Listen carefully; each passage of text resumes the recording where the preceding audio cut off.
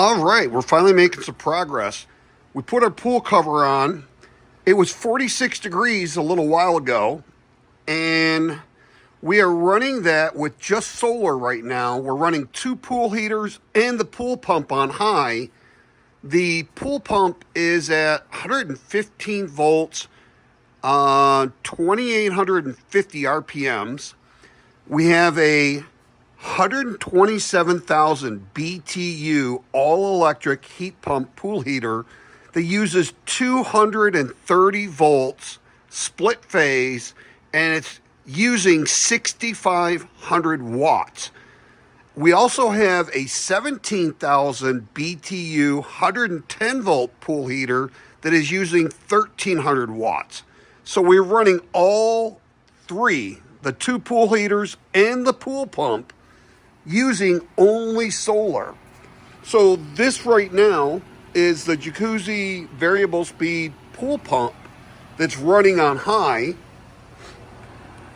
This over here is the 230 volt, 127,000 BTU pool heater that is using 6,500 watts right now. And that is the 17,000 BTU, 110 volt pool heater that's using around 1,300 watts. So I think the pool pump over here running at 27 or 2,800 RPMs uses probably around 1,000 watts or more. So we're running all 3 of those with our massive 18,000 kilowatt output system that we have with our 6 EG4 3 kilowatt inverters in series. We have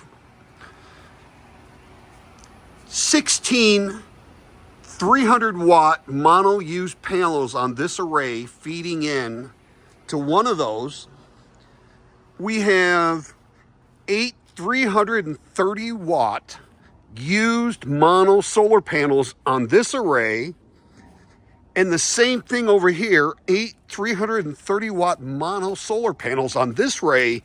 Both of those are in parallel going into the second EG4 3 kilowatt charge controller.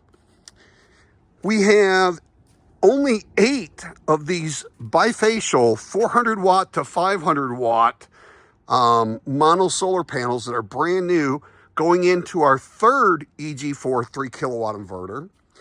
We have 24 of these poly 250 watt solar panels, which is 6,000 watts, going into our fourth EG4 3,000 watt inverter.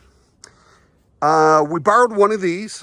We're borrowing this one to run our EG4 12,000 BTU mini split to air condition our garage right now because it's 75 degrees out, and with all those fans running and stuff, it's kind of warm in there. So we do have this one that is 6 of these 250 watt mono panels, and you can see they're pretty dirty, and that's 1,500 watts of mono on the 5th solar pan or EG4 3 kilowatt inverter. And then we have these filthy 400 watt solar panels. These are mono bifacial. 4 of these are mono bifacial used. Those are all used over there too, on both sheds. These are used. These are 400 watt mono panels, and these are 400 watt mono bifacial solar panels, all in series connected to the 6th EG4 3 kilowatt inverter. So got all this solar, and we're heating our pool and running it for free. It's not costing us a single cent on grid electricity. So we actually have 144,000 BTUs of heating capacity between those 2 pool heaters, and they're all electric heat pumps going in here and running that thing on high at 2,800 RPMs. That's just insane that we're running all of that with off-grid solar. Not one penny to heat this pool or run the pool. And like I said, before we started at 44 degrees about 2 hours ago. And see if you can see that or not, but we're at 51 degrees. I'm not sure if you can see it. We're at 51 degrees, so we've gone up 7 degrees. 44, no, we are at, that's 44 or 46. Now we're at 51. So it's either 5 or 7 degrees. And that's what's coming in from the pool now. So it's gone up that much. But coming out of the pool heater going into the pool is 68 degrees right now. It's 66 going into this little 17,000 BTU. And it's picking up 2 degrees in there and going back out at 68 degrees. So this pool heater, the two of them together can do around 3 degrees per hour. So if we can run this for 7 hours, that's 21 degrees that we could get it in one day to raise it up. When we turn it off at like 4 or 5 o'clock in the afternoon, we, with this pool cover on, we'll shed maybe 5 or 6 degrees overnight. But then tomorrow, we can pick up another 21 degrees. You know, if it's 5 degrees, then that's another 16 degrees on top of the temperature, including the 5 or 6 degrees we lost overnight. We'll be able to increase it another 15, 16 degrees over the next day. So we can very quickly heat this pool up with a 5 to 6 degree loss each night, and then picking up another 14, 15, 16 watt or degrees each day. You know, if it's 15 degrees each day, that's 40 or 15, that's 60 degrees that we could go up. So it's not going to take that long. At 15 degrees, that's 45 over 3 days. And if we were at 45, 46, that's 90 degrees. So we can pretty much in 3 days run this. And then once we get it heated, we can leave that heater on during the day and it'll cycle on and off on the solar. So, you know, once we get it up to 90 degrees, which is where we like it, the next morning when I come out, it might be 84, 85, 86 degrees because of the temperature that we lost overnight, even with the pool on, because the ground still stays cold this time of the year. So, but, you know, it's the 10th of February. By the 12th or 13th of February, we can be swimming in a heated pool.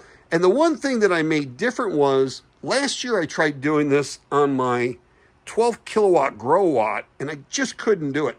I had to add a 5,000 watt EG4 charge controller to my bus bar for my battery bank just to do it. And I pretty much burned up a 175 amp breaker trying to do that. So it just didn't have enough. That 12 kilowatt grow watt cannot be in parallel with another one. So, and you can't really get 12,000 watts out because I had those 250 watt panels, and I had basically all of those were the used poly 250 watt panels. So that's 6,000 watts. That's 24 solar panels. I had 48 of those connected for 12,000, but I could probably only get maybe 8,000 out of those used solar panels. So I couldn't get the amount of amps that I really needed to run that. And I was only able to do 150 DC volts. So these things are 37.5 to 38 volts each. They're off by a little bit, like a half a volt, depending on which batch you got. So I got to keep it below 150 degrees, which means at max I can only put 4 in series, and then I have to parallel the rest, and I had 2 inputs. So for 6,000 watts on one input, we'll just say 6,000, you have 24 solar panels, you have 6 arrays of 4 each in series that you have to parallel together. If you even get 6 amps off of 4 solar panels, 6 times 6 is 36 amps. You're using this 10 gauge solar wire right here, and that's maxed at like 30 amps. So I was burning up my wires and my MC4 connectors. It just wasn't feasible to be able to run that pool heater off of that. So I bought 1 or 2 of these, started playing with them, and then found out very quickly with a viewer that 2 of those EG4 3 kilowatt inverters in parallel can give me split phase, and they should be able to start my 3.5 ton or my 4 ton air conditioner. And I had tried high frequency inverters before, couldn't do it. Kept faulting, never got it to start once. The very first time I tried starting the 3.5 ton and the 4 ton up, I had to have 2 batteries connected to my 2 EG4 3 kilowatt inverters in parallel to give me split phase. But I had 5,000 watts on each one of those inverters input, and I was able to run them. I started pulling out of my 2 batteries a little bit because I was running at 65 to 6,800 watts, and the max is 3,000 watt output on each inverter. So I was running over like 600 to 800 watts on each one of them, draining my battery. So I went ahead and I bought 2 more and put them in and connected those to 5,000 watts on each one. And that gave me 12,000 watt input. Now I was able to run my 3.5 ton and my 4 ton. Start my 4 ton or my 3.5 ton, then start the other one up, no problem, and run them both.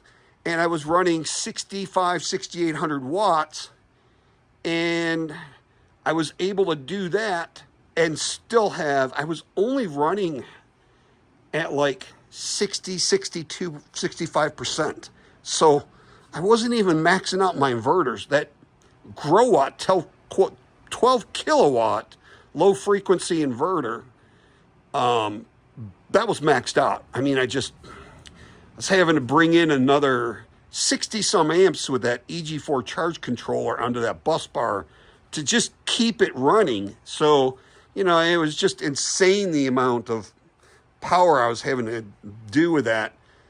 But right now, I'll show you on this, with that running, we have those 6 EG4 3 kilowatt inverters all connected in parallel.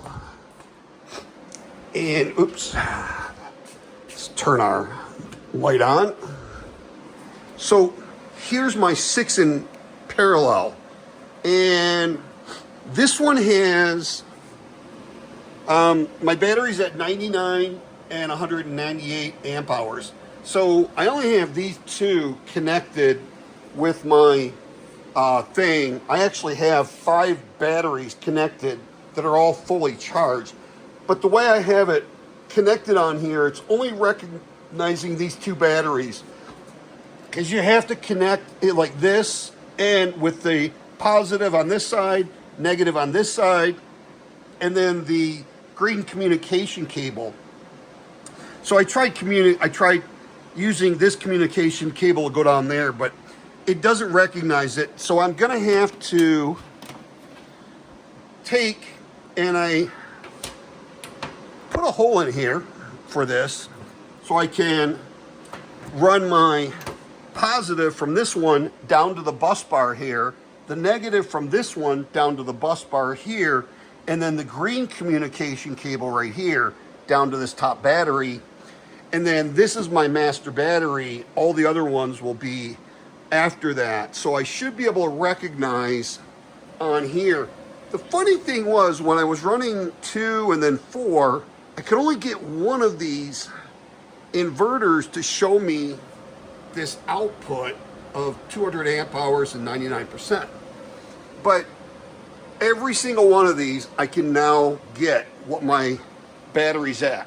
I don't know what I did different, but I did something and I'm able to get all 6 to show me. So this one's running on 1.36 kilowatts input right now. And let's see what the output is. We're running at 43% running those 2 things, and we're running 1.3 kilowatts output. But see on here, I can go here and I have the 198 amp hours and 99%. So running 1.5 kilowatts input in there. And we're not running much in here because we have really bringing in 39 watts because we only have 1500 watts connected, and we don't need to bring all of it in because it's trying to split the load here on all of these. This one is the 3200 watts. It's that last solar array I showed you. Oops. It's the last solar array I showed you. That's bringing in 1.47 kilowatts, and it's 3200 watts. This has 400 watt, 3200 watt, but they're bifacial up to 500 watt. So that's bringing in 1.55 kilowatts. And this one has 4640 watts coming in mono. That's my east side, that very first one I showed you. It's bringing in 1.23 kilowatts. This one is the north wall, those 2 on each side of the garden that has 8 solar panels, 330 watts each in parallel. Those are 8 in series, and then we parallel the 2 sets of 8. And that's bringing in 1.62 kilowatts. And this one is that 6 kilowatt array where there's 24 used poly panels. That's bringing in 1.71. That's bringing in the most out of all of them. And those are used. Those are like 10, 12-year-old used poly panels. So they're still putting out good input. I don't know if you can hear, but I'm like 3 feet away. And that's running the pool pump at 2,800 RPMs, which is probably around 1,000 or more watts. It's running the 17,000 BTU, 110 volt pool electric heat pump heater. And that's using around 1,300 watts. And then it's running that 127,000 BTU, 230 volt pool heat pump, electric pool heater. It's running all of that right now with this. And I was even charging my battery, and my battery's done. So on top of that, I'm running this 7 cubic foot freezer, 5 cubic foot freezer, 24 or 20 cubic freezer fridge, and this 20, or no, this is 11 or 13 cubic foot freezer that I'm running on solar 24 hours a day. And then on top of that, we got one more freezer outside we're running. So, and we're running these lights here along with this is solar. So we're running all of this on just solar. Pretty amazing that you can do all this. I mean, I have enough that if this house was off grid, I would be able to hook everything up. I could run my hot water heater, which is behind here, over to there. I have plenty of breaker space here. This one's not used, this one's not used, this one's not used, this one's not used. And then I have all of these breaker spaces that I can use. I mean, this is 200 amp service coming in. So this is insane right now.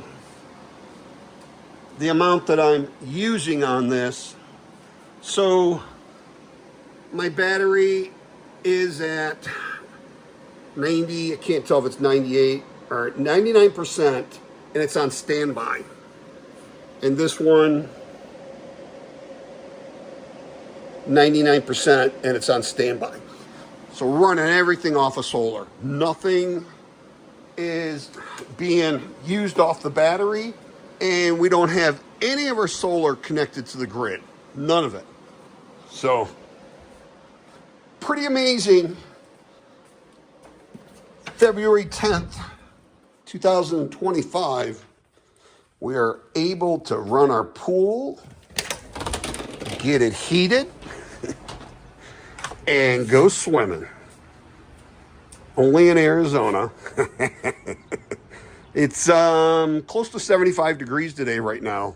So, and you know, the funny thing is usually I waited until March to where like half of my pool, maybe that actually more of a third, would be in the sun during the day, because right now we have the shade from the pergola here and the roof line that is shading our pool. I mean, we have maybe 6 inches over there that is in sun. So all of this is in the shade.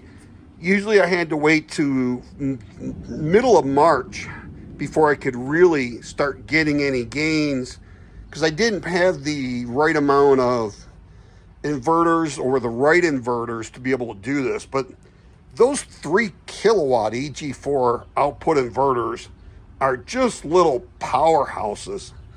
I have people ask me, why didn't you go with 3 of the EG4 6000s or 2 of the 12,000s? I can't lift those things. They're really not that much. But I actually get better output with 6 of these than I would. But you could use the 6 kilowatt output, the 8 kilowatt output, or the 12 kilowatt output. But the nice thing I like about these little ones is they only weigh 18 pounds. But each one of those will give you 50 amps of inrush starting current. So if I wanted to, I should have enough.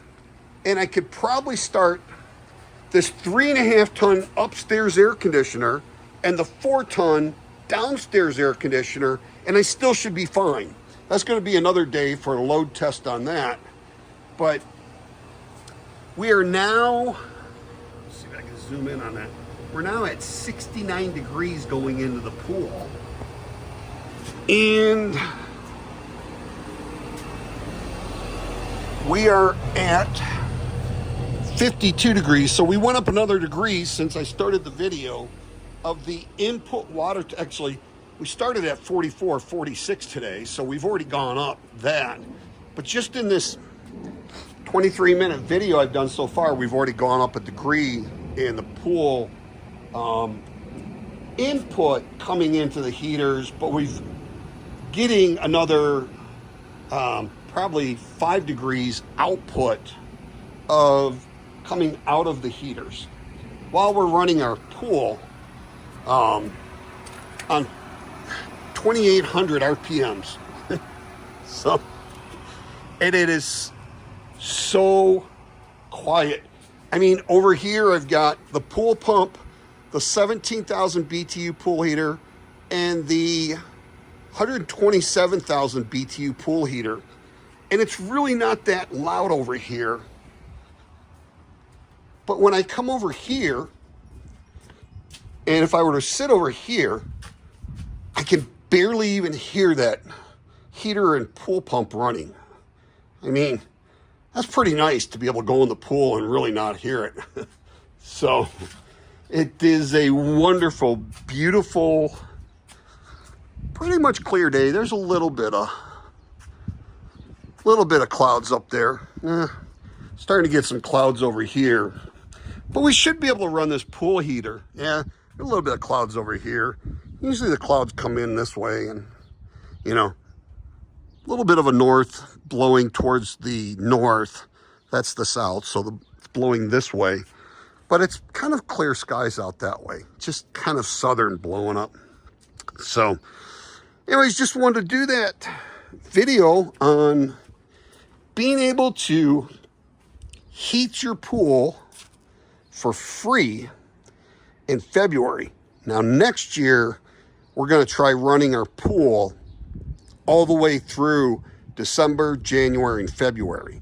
So when we get into January and February, we can get down to 25 to 30 degrees overnight, a couple of nights here, there, maybe 10, 12, 30 degree nights.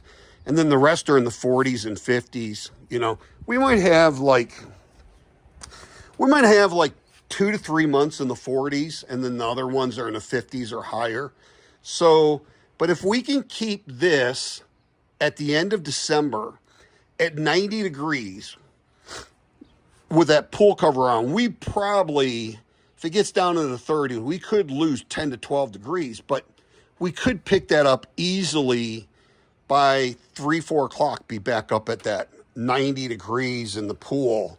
So we could really run this. Now, when I ran this, when I first got it, the electric prices in the wintertime has gone up 30% in like the 5 years I've had this. I mean, it's gone from like 6 to 9 cents. So it's gone up and quite a bit. And it was costing me $300 to $500 to run this in the wintertime, when right now my electric bill is around $90 for my electric, because the wife doesn't change anything. We don't have any of our lights inside the house.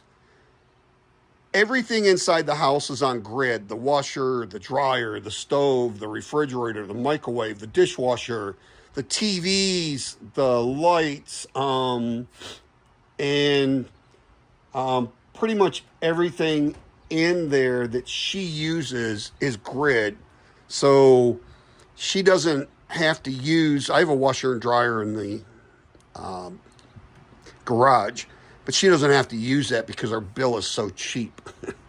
And the highest bill we had last year with that grow watt was $186. So with being able to bring in this much power, we should be able to keep our summer bill in August and July and August, which are the hottest months, should be able to keep that around $120, $140. So that's going to be extremely nice, because most of my neighbors are $600 to $1,000 each month for those 2 months. So that's insanely cheap out here in Arizona. And they'll run their house at 83, 85 degrees during the day and 78 to 80, maybe 81 at night.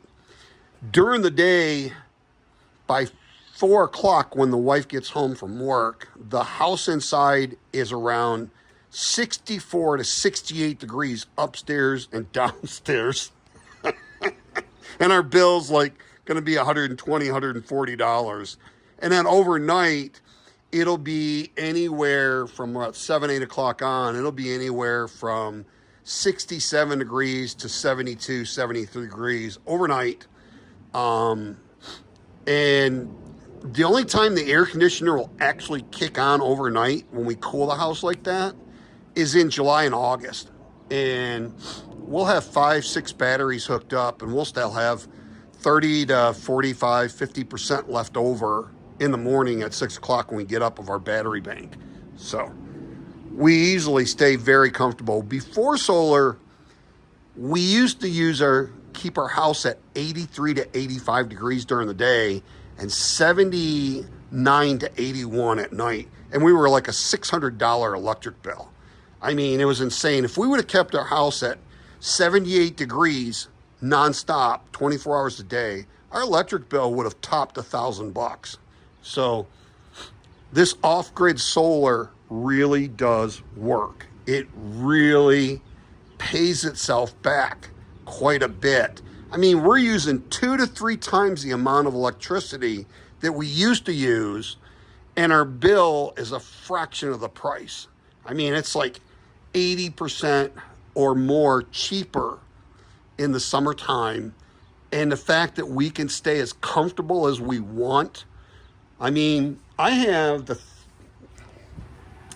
3.5 ton upstairs air conditioner that I can run in the summertime. This 4 ton downstairs air conditioner, that upstairs master bedroom 1 ton 12,000 BTU mini split. This downstairs, no, you know what? I think that's backwards. That's downstairs, and this is up in the master bedroom. This one is right here on the other side of this door.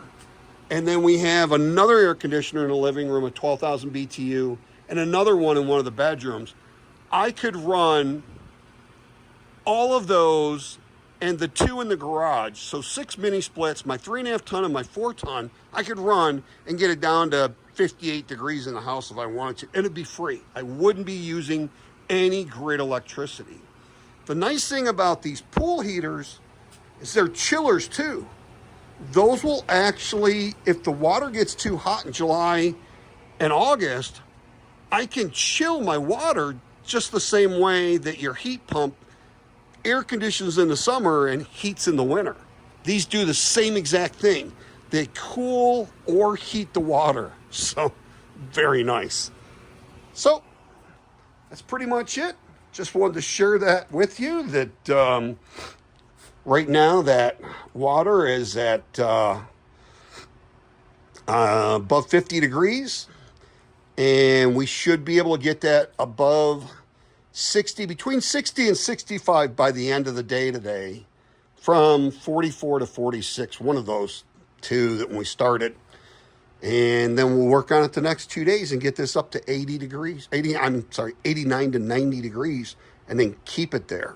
So grandkids are going to love it. They'll be able to come over and go swimming in a nice heated pool and be able to have a pool party in February of 2025. I love Arizona. A little warm in the summer outside, but cold in Papa's house in the inside. Anyways, I'll leave links in the description for the products. Please like, share, subscribe, hit that notification bell. And if you do purchase something through the links, we get a small percentage of that. And that's helping us to buy all these products that we buy.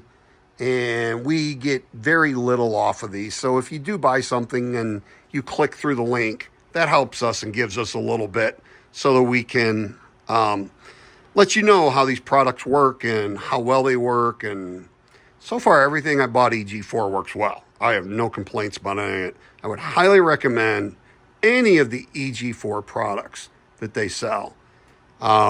Even the stuff that I have not. I mean, it's just a solid, excellent, high-performance product. If you have any questions, don't hesitate to ask. I usually answer within 24 hours, anywhere from 2 hours to 24 hours or sooner. So have a truly wonderful and extremely blessed 2025. We'll see you in the next video.